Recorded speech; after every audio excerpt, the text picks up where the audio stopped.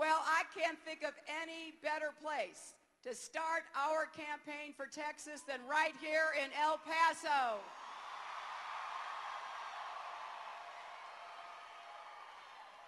And I am honored to be an honorary minor.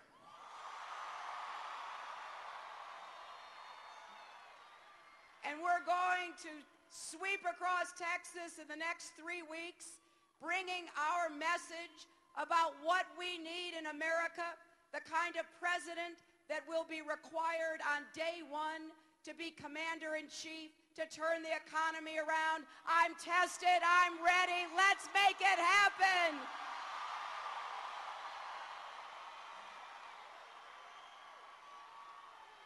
You know, there's a great saying in Texas, you've all heard it, all hat and no cattle.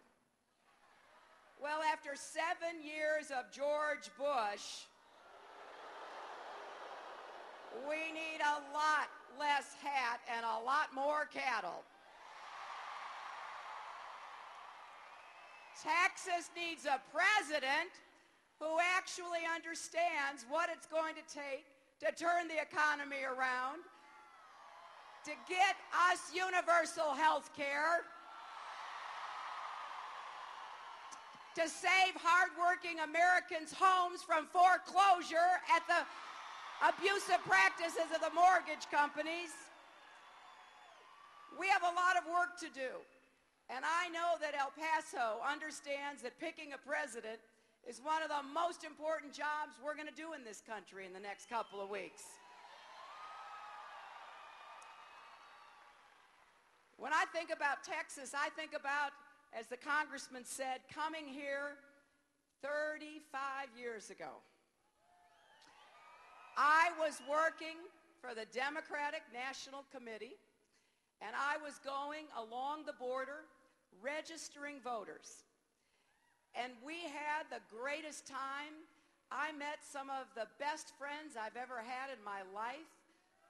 We had a chance to go into people's homes. We ate a lot of great food. We listened to some wonderful music, and we registered a few voters too. Well, here I am back in Texas, and I'm asking the children of those voters to vote for me for their future.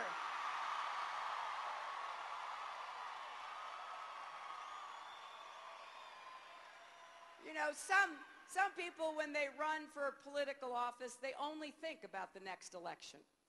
But I like to think about the next generation, because that's what I think this election's about. It is about what kind of country and world we're going to pass on to the young people who are students here, to that beautiful young boy who came up and gave me the flowers, for each of our children and grandchildren. Are we going to give them the same shot at the American dream that many of us were given? Well, if we make the right decision in this election, we sure are. We're going to give our young people not only confidence and optimism, but real results.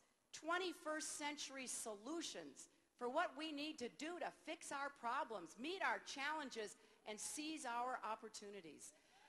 As I travel around the country, I know from what people tell me that a lot of really hard-working folks are concerned.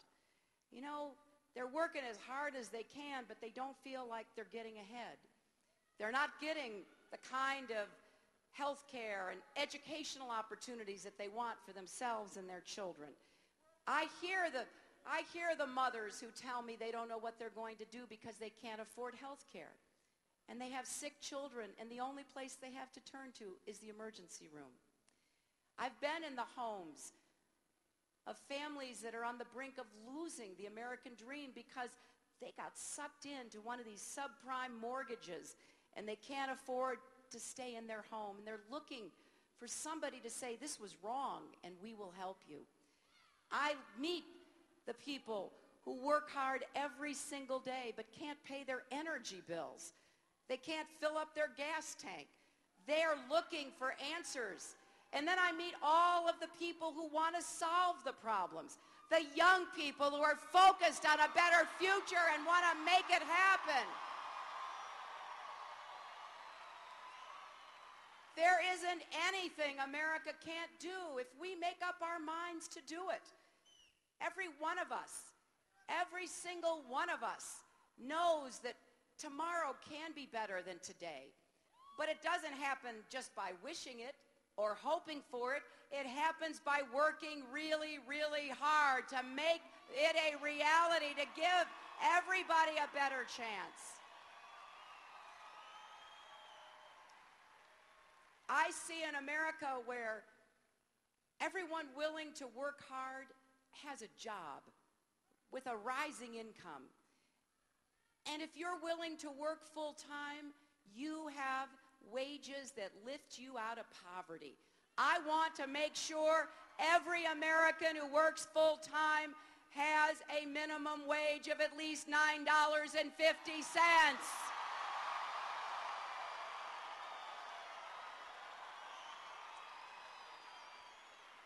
In fact, I would require that Congress cannot raise its own salaries unless it raises the minimum wage.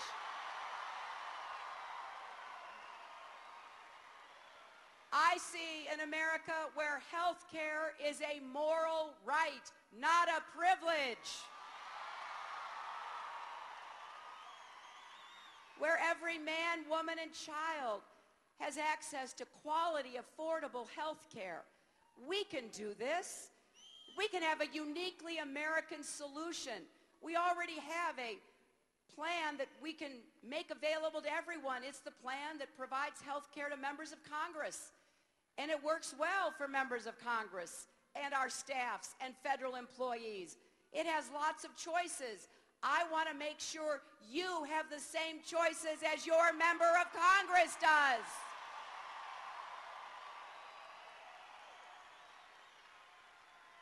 And we will help people pay for it because I want everybody to have quality, affordable health insurance. And I also see an America where we end our dependence on foreign oil and we start growing and making our own energy right here in Texas and America.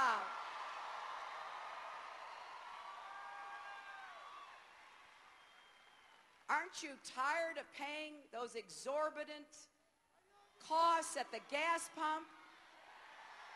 Aren't you tired of sending billions of our dollars to countries that turn around and use it against us?